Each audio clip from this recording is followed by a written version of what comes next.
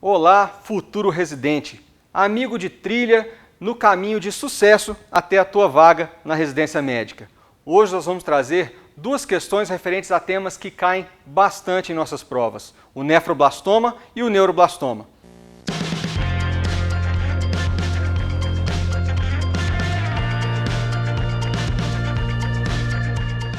Então vamos a essa questão que versa sobre nefroblastoma, o tumor de Wilms. Em relação ao tumor de Wilms, são apresentadas as seguintes assertativas. Hepatoesplenomegalia e varicocele resultam da produção aumentada de renina pelas células tumorais. O tipo clássico da doença apresenta blastema, estroma e epitélio, podendo o tumor ser designado de acordo com o tipo celular predominante. E a terceira afirmativa, a liberação de catecolaminas pelo tumor resulta em quadro de rubor, taquicardia, hipertensão e cefaleia. Quais as alternativas aí estão corretas?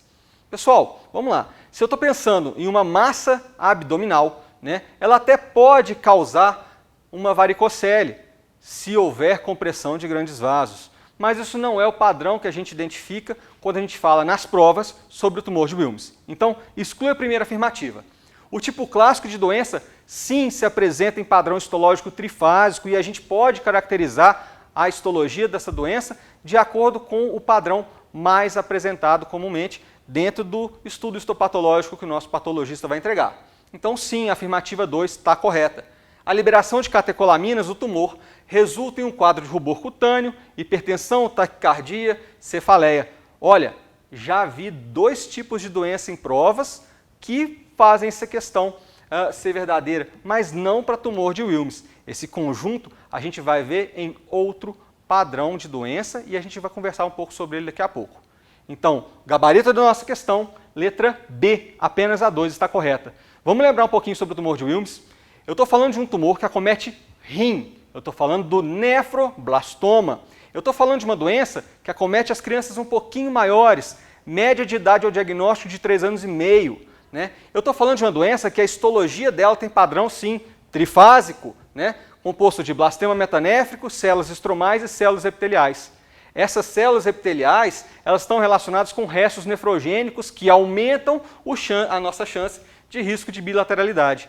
E eu estou também falando de um tumor que tem um padrão histológico de péssimo prognóstico, que é o padrão anaplásico, que vai acontecer em 10% dos casos. Ele é quimioresistente. Então a gente já sabe por aí que o nosso paciente não vai evoluir tão bem. De onde que vem essa doença? Bom, ela tem conexão com aqueles genes WT1 e WT2 lá no cromossomo 11.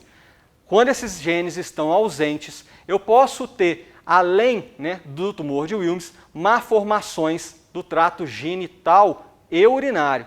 A gente tem uma série de síndromes que estão associadas a essa doença que se conectam com a ausência, a deleção, a mutação dos genes WT1 e WT2. Entre elas a gente vai lembrar da síndrome WARG e a síndrome de Beckwith-Wiedemann. Pegou? Gravou? Isso é ponto na sua questão. Algumas vezes a criança vai se apresentar para a gente com hematúria, hipertensão, mas na nossa prova a gente vai ver muito frequentemente a descrição de uma massa em flanco ou abdominal que respeita a linha média. Guarda isso, marca a sua questão, faz o seu ponto. E dando sequência, vamos a uma outra questão. Aqui, durante o exame físico de uma criança de 2 anos, havia nistagmo, proptose, equimose periorbitária à direita, e o pediatra palpava uma massa fixa no flanco esquerdo que atravessava a linha média com espaço de Traube livre.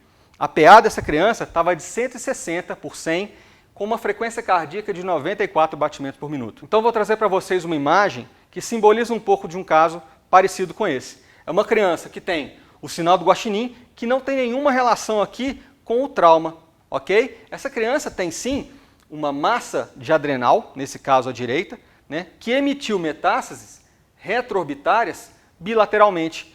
Então a gente tem um caso que simboliza, de certa forma, aquele demonstrado na nossa questão. Poxa, a criança tem esse sinal, a criança tem uma massa que não respeita a linha média e essa criança tem uma hipertensão que não é comum para a idade. O que pode estar acontecendo aqui?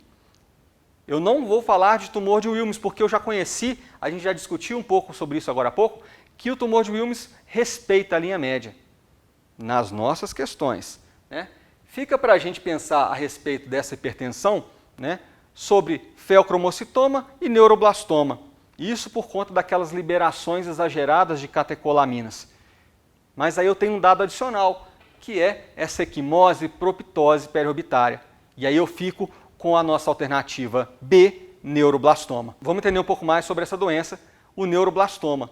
E grava essa imagem, os olhos em raccoon, os olhos de guaxinim, que não tem nenhuma relação com o trauma, ok? Mas sim com uma doença oncológica que emite metástases para a posição retroorbitária. Vamos pensar em um resumo sobre ela? Bom, o neuroblastoma ele tem uma histologia, né, definida pelos critérios de Shimada, que avalia o estroma do tecido. Um tecido pobre em estroma vai ter um prognóstico pior. 50% dos casos vai estar relacionado sim com a adrenal, com a medula da adrenal, que é a produtora de catecolaminas. E daí alguns dos sintomas que a gente observa, que vão mimetizar feocromocitoma, ok? Existe também uma porção, 25% dos casos, que vai ser derivada dos gânglios paravertebrais, né? Em relação a essa doença em termos de epidemiologia, a gente está falando de crianças bem pequenininhas, a gente está falando dos bebês principalmente, ok? Sendo que diagnósticos muito cedo, né, são mais frequentes.